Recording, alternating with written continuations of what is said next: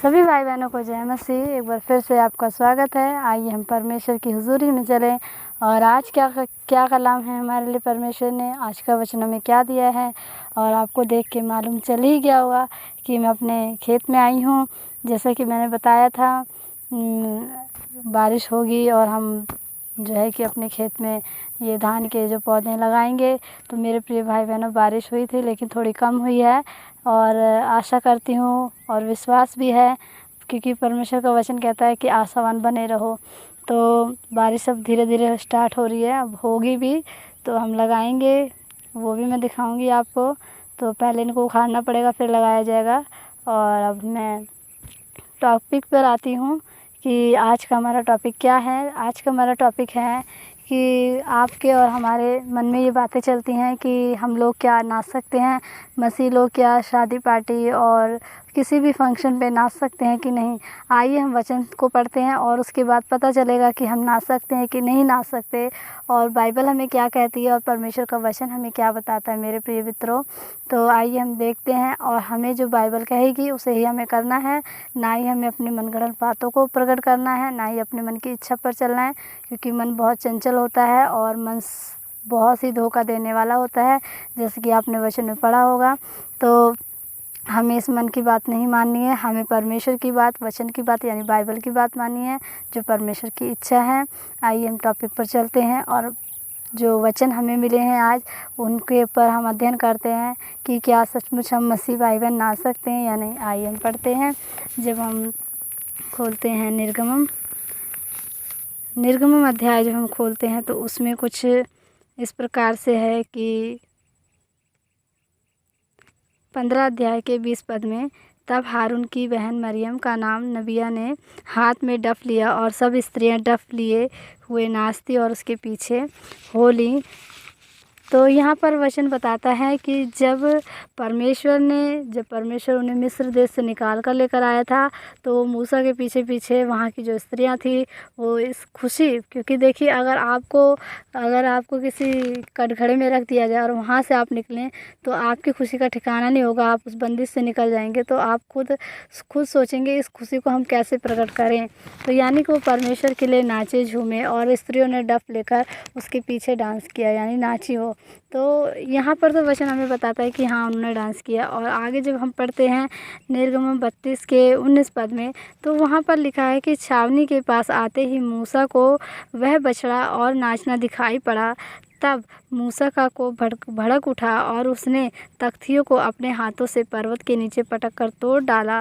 तब उसने उनके बनाए हुए बछड़े को लेकर आग में डाल के फूंक दिया और उसको पीस कर चूर चूर कर डाला और जल के ऊपर फेंक दिया और इसराइलियों को उसे पिलवा दिया, यानी कि वो पानी उसे उन्होंने पिलाया। देखिए जब मूसा सीनै पर्वत पर चढ़े जहाँ पर परमेश्वर रहता था, तो वहाँ पर वो लोग गए तो परमेश्वर के पास वो आज्ञा लेकर आए थे जो परमेश्वर ने अपने इस्राएली प्रजा के लिए लिखी थी।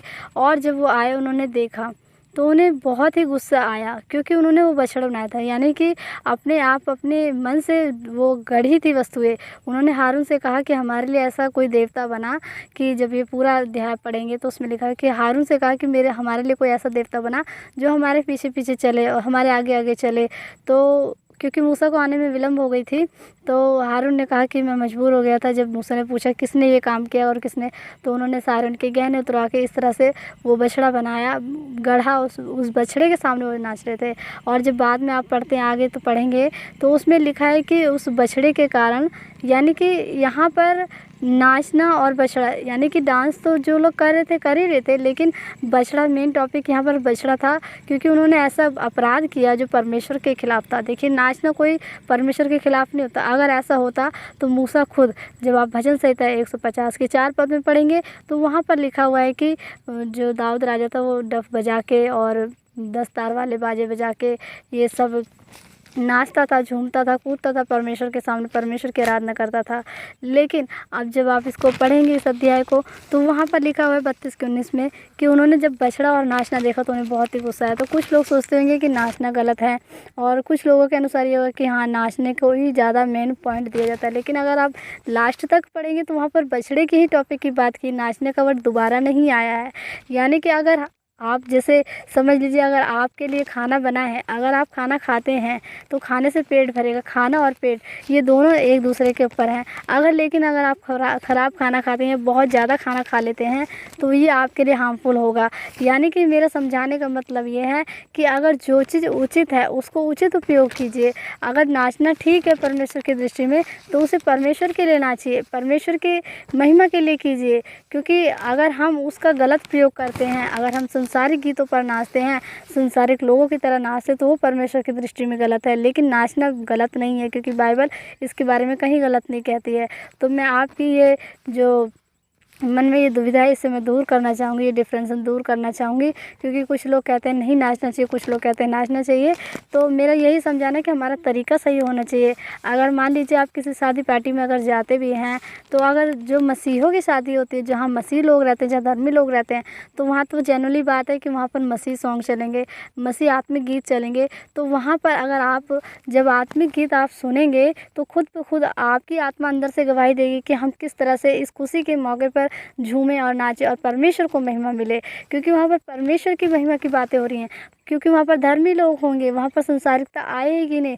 लेकिन अगर आप किसी संसारिक भाई या बहन की पार्टी में जाते हैं, तो वहाँ पर तो आप जान ही सकते हैं कि डीजे बजेंगे और संसारिक गीत होंगे और ये सब होंगे। तो वहाँ पर अगर आपको जाना है तो आप जाइए और जो भी कुछ है उस पार्टी को अटेंड करके आइए। लेकिन वहाँ पर ना नाचिए ना थिरकिए, क्योंकि वहाँ के गीतों से और वहाँ के डांस से परमेश्वर को बहुत ही नफ़रत होती है।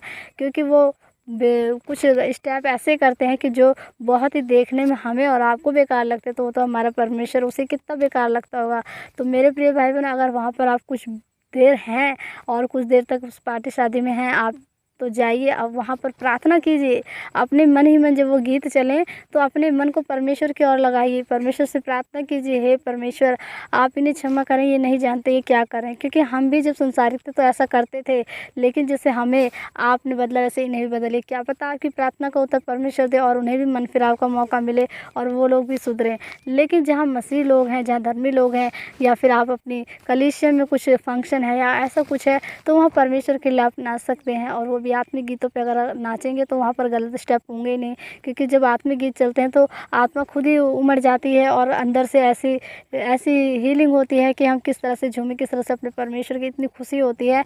तो उस माहौल में कुछ अलग ही प्रकार का आपका रिएक्शन होगा, कुछ गलत होगा ही नहीं मेरे प्रिय भाई बहनों। क्योंकि आप ऐसा फील करके देखिए, आप एकांत में रहिए और आप आत्मिक गीतों को लगा के आप उसमें देखिए किस तरह से आप झूम उठेंगे और आप अपने हाथों को ऊपर करके परमेश्वर को महिमा देंगे। लेकिन जहाँ पर म्यूज़िक और शोर शराबा, जहाँ पर हल्ला है, तो वहाँ पर तो उल्टे सीधे स्टेप होंगे ही, उल्टा सीधा काम होगा ही। क्योंकि जैसा वातावरण रहता है उस हिसाब से शरीर हमारा काम करता है। तो हमें अच्छे वातावरण में रहना है, अच्छे लोगों के साथ रहना है, हम संसारिकता में बिल्कुल नहीं जाना है। मेरे प्रिय भाई बहन, मैं यही समझाना चाहूँगी आपको। क्योंकि जो भी परमेश्वर करता है वो हमारे अच्छे के लिए करता है। और जब आप दो सैमुएल के 6:15 में पढ़ेंगे, तो वहाँ पर लिखा है कि जो दाऊद राजा था, जो संदूक लेकर आ रहा था, और जब वो संदूक दाऊद नगर में पहुँचा, दाऊदपुर में पहुँचा, तो जो वहाँ पर शाऊल की बेटी थी मिकल, तो उसने देखा कि परमेश्वर के संदूक के लिए वो बहुत खुश हो रहा था कि मेरे राज्य में परमेश्वर का संदूक आ रहा है और हम लोग वहाँ पर परमेश्वर का धन्यवाद करेंगे, होम बलिया मेल बलिया चढ़ाएंगे। तो वो नाचता था, कूदता था, परमेश्वर इतना एंजॉय कर रहा था, इतना खुश था कि परमेश्वर के आने की, परमेश्वर के संदूक के आने की खुशी में। तो जब उस लेडीज़ ने, उस मिकाएल ने, शाऊल की बेटी ने जब कहा कि तू इस तरह से नाच रहा था कि तेरे वस्त्र भी उतर गए, और क्या यही तेरा प्रतापी राजा है? क्या तू इस तरह से प्रतापी राजा बनकर दिखाई पड़ता है? कुछ नहीं। तो लेकिन प्रभु के दास मूसा ने कहा कि भले मैं अपनी दृष्टि में नीच हूँ और तुच्छ हूँ, कोई बात नहीं, लेकिन मैं अपने परमेश्वर के लिए इसी तरह से नाचा कूदा करूँगा, इसी तरह से करूँगा। और उसने कहा कि जो तेरी दासियाँ हैं, तेरे कर्मचारियों की दासियाँ हैं, वो सब, उन्होंने सबके सामने तू नाचा, तो उन्होंने कहा कि वो सब मुझे सम्मान देंगी, आदर देंगी। लेकिन जब वो शाऊल की बेटी मिकाएल जब मरी, तो तब तक उसको संतान। क्योंकि देखिए, हमें प्रभु के लोगों को, प्रभु के दासों को हमें कुछ भी उल्टा सीधा कहने का कोई अधिकार नहीं है। इसलिए मैं यही चाहूँगी कि आप एक दूसरे की बुराई ना करें, कि आप एक मसीह को एक मसीह को ना कहें कि आप नाच रहे हैं, आप ऐसा कर रहे हैं, वैसा कर रहे हैं। क्योंकि हमें कोई अधिकार नहीं, अधिकार परमेश्वर को, परमेश्वर न्याय करने वाला है। अगर उसकी दृष्टि में अगर हम सही कर रहे हैं तो हमें सही प्रतिफल देगा, अगर गलत कर रहे हैं तो वो गलत प्रतिफल भी उसी की ओर से होगा। लेकिन हम मनुष्य होकर हम एक दूसरे के बारे में कुछ भी नहीं कर सकते। हाँ, हम प्रार्थना से सब कुछ कर सकते, प्रार्थना से समझा सकते, प्रार्थना में मांग सकते प्रभु अगर हम सही कर रहे हैं तो हमें और आगे बढ़ा, अगर हम गलत कर रहे हैं तो हमें इस कदम पीछे पर हमारे कदम पीछे कर दे, हम आगे ना बढ़ें। तो मेरे प्रिय भाई बहन, मैं आपको यही बताना चाहूँगी कि संसारिकता वाला काम बिल्कुल ना करें। जो भी कुछ करें, जैसा भी करें, जैसे कुरिन्थी 10 अध्याय के लास्ट पद में जब आप पढ़ेंगे 31 में, तो वहाँ पर लिखा हुआ है कि आप लोग जो भी कुछ करें परमेश्वर की महिमा के लिए करें। और क्योंकि जो भी कुछ करना हमें परमेश्वर की 31 पद में जब आप पढ़ेंगे तो वहाँ पर लिखा है कि जो भी कुछ करें, चाहे खाएं, चाहे पिए, चाहे जो कुछ करें, यानी कि जो कुछ में ये नहीं कि आप सब कुछ कर सकते हैं, जो कुछ परमेश्वर की दृष्टि में ठीक है वही करें, परमेश्वर को महिमा मिले। तो इस वीडियो से मैं यही समझाऊंगी कि हमें आत्मिक गीतों पर हम झूम सकते हैं और इन्जॉय कर सकते हैं, परमेश्वर को महिमा देकर, परमेश्वर की प्रार्थना कर कर, परमेश्वर के वचनों को याद कर कर। जब हम इन गीतों को सुने तो हमें वचनों का स्मरण हो, तब हमारे अंदर से कोई भी ऐसा स्टेप गलत नहीं निकलेगा जो गलत दिखने में लगेगा, ना हमें और ना सामने वाले को, ना ही हमारे परमेश्वर को। तो इस वीडियो में इतना ही फ़िलहाल। ऐसे ही आगे भी मैं आपको वीडियो लेकर आऊँगी और इस तरह से मैं आपको समझाऊंगी जो परमेश्वर मुझे समझाएगा, परमेश्वर का आत्मा, क्योंकि बोलने वाली परमेश्वर की आत्मा होती है, वही सामर्थ्य देती है, वही ज्ञान देती है। तो इतना ही, अगली वीडियो मिलूँगी इस वचन के द्वारा। आपको बहुत बहुत ब्लेसिंग दे। जय मसीह।